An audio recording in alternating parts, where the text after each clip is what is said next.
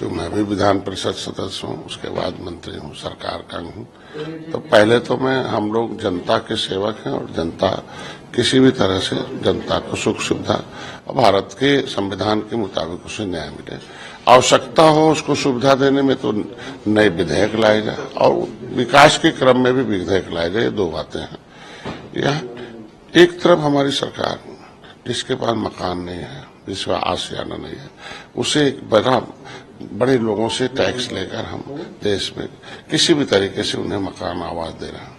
कुछ लोग एक लंबे समय से हैं जो शहरों में हो चाहे गांव में हो, हम घरौंदी भी दे रहे हैं कि मालिकाना हक दे रहे हैं कि जहां घर बना लिया उसका हो गया है, हम उसके लिए घरौंदी दे रहे हैं। लेकिन ये पहले हमें नहीं समझ में आ रहा कि जो शहरों में बसे लोग हैं, अगर वो गंवार हैं, कागज नहीं बनवाए और 100 साल 50 साल से बसे हैं, अंग्रेजों मुगलों से उजाड़े हैं, मुगलों को मारकर भगाए हैं, उन्हें गला काट कर नदियों में फेंक कर इस देश को आजाद कराए हों और उन्हें क्रिमिनल कास्ट घोषित हुआ और देश की आजादी के बाद भी 5 साल 16 दिन गुलाम थे, आज भी वो ट्राइबल हैं, तो अपना कागज कैसे बनवा लेंगे? कैसे वो नदियों किनारे रहने वाले कहां से कागज लाएंगे जो शिक्षा से दूर हैं, कोसों दूर हैं? पहले तो देश आजादी के बाद 5 साल। एक और बात कही, खाली ट्राइबल या अनपढ़ लोगों के ना पढ़े लिखे लोगों के लिए नहीं, बल्कि इसमें यह है कि जिन्होंने अपनी प्रॉपर्टी के कुछ किस्तें जमा भी कर दी फ्री होल्ड कराने के लिए, वो भी वापस करें। तो कहीं ना कहीं ये मैं इसीलिए सहमत नहीं हुआ अपना विधान परिषद, और इस पर सरकार को विचार करना चाहिए। कुछ अधिकारी ऐसे, मैंने पहले भी बता दिया कि वो ऐसा घुमा रहे हैं कि वोट नाराज हो रहा है। 2027 चुनाव है, 2029 चुनाव है, हम किसी को उजाड़ेंगे तो क्या हमें निषाद पार्टी एनडीए को छोड़ेगा थोड़ी, वो भी वोट काहे को देगा? सीधा सवाल है।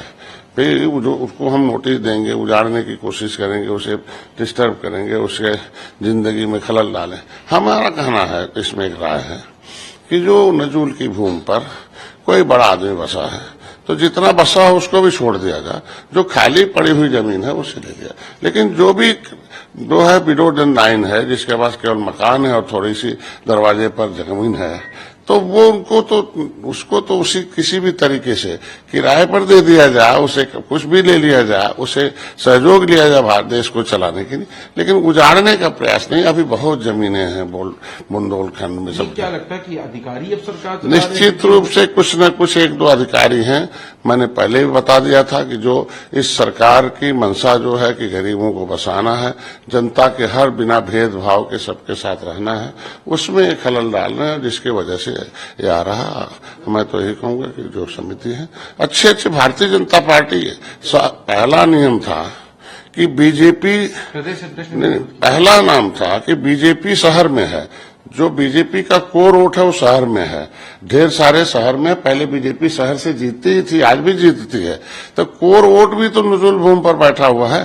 तो जब बीजेपी का कोर ही वोट खराब हो जाएगा तो किसके सारे वोट जीतेंगे भाई?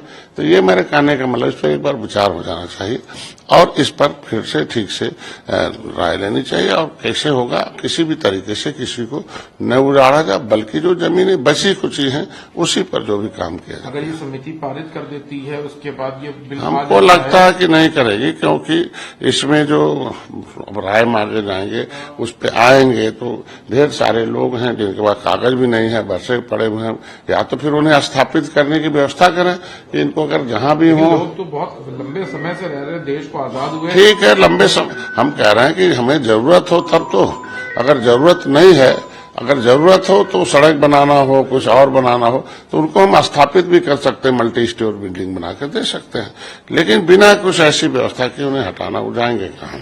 केंद्रीय मंत्री अनुप्रिया पटेल ने भी इसका विरोध किया है। उत्तर प्रदेश के बीजेपी के अध्यक्ष भूपेन्द्र चौधरी और तमाम बीजेपी के विधायक, उसके बावजूद भी इस पे जो सरकार है अब तक कोई स्टैंड नहीं आया है सरकार का। देखिए, मैं तो, हमारा मानना है, हमारी पार्टी का मानना है कि हम सभी निर्बलों, शोषितों, वंचितों के साथ और हर वर्ग के साथ, हम हर को पक्का मकान मिले, सबको अनाज मिले, सबको सुख सुविधाएं मिले, सबको शांति मिले, इसके लिए हम लोग काम करते हैं और किसी को उजाड़ने के लिए नहीं है, बल्कि बसाने की व्यवस्था की जाए। और जो जमीनें बनी हुई हैं उसको सरकार के काम में लिया जाए, अगर पब्लिक को देना हो तो उस पर मल्टी स्टोरेज बनाकर दी जाए। सर, अखिलेश यादव ने एक ट्वीट किया है। उन्होंने सीएम योगी पर टारगेट करते हुए कहा, दिल्ली का गुस्सा लखनऊ में क्यों उतार दें। सवाल ये है कि इनकी प्रतिष्ठा को ठेस किसने पहुंचाई। कह रहे हैं सामने वाले से बात कर रहे हैं, पीछे वाले को। कौन है पीछे? जो कल उन्होंने मुख्यमंत्री ने कहा कि मैं नौकरी पे के लिए नहीं हूं, तो उस वाले पे अखिलेश यादव ने कहा। अब किन परिस्थितियों में उन्होंने बयान दिया है, बड़े नेता पिछड़ों के नेता, वो उसके बारे में वही बता सकते हैं।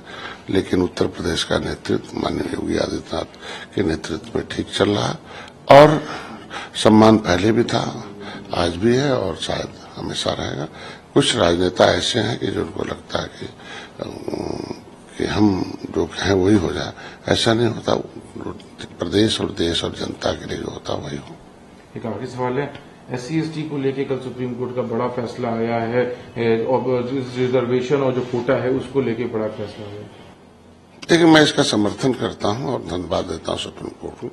और आज सही माने में अम्बेडकर की आत्मा आज खुश होगी कि जिस निचले पावदान पर रहने वाले लोगों को जो सदियों से सताए जाते थे, उनका दरवाजा आज खुला है। क्योंकि एक सिद्धांत है, रिपोर्ट बार बार आई है कि बड़ी मछली छोटी मछली को खा जाती है।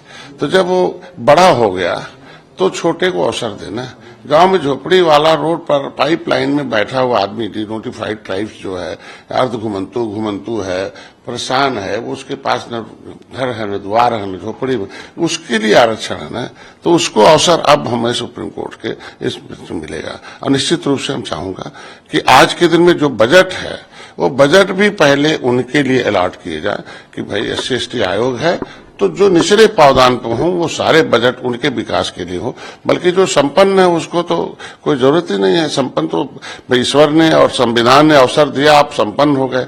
एक बार DM हो गए, SP हो गए, DIG हो गए, IG हो गए, क्लास 1 अफसर हो गए और किसी भी क्षेत्र में विकसित हो गए, इंडस्ट्रीज हो गए या MP MLAs हो गए, तो कम से कम अपने बच्चों को पढ़ाने के लिए आपके पास ईश्वर की तरफ से व्यवस्था हो गई, संविधान की तरफ से। तो वो अवसर उन गरीबों को मिलना चाहिए। और हमको लगता है कि अब हम निषाद को भी इस तरह से, निषादों का भी स्थान जल्दी से सुप्रीम कोर्ट तय करेगी कि ये कहाँ है, OBC में है, SC में है। क्योंकि जब संविधान में इनकी गिनती 1961 में केवट मल्लाह मझवार में हुआ और 1931 से लेकर 91 तक हम अनुसूचित जाति की सूची में, आज भी सूची में सूचीबद्ध हैं। बट हमारे उपनामों को OBC में डालकर उत्तर प्रदेश में भेदभाव किया जा रहा है। तो ऐसे में इस जातियों का भी ध्यान देना।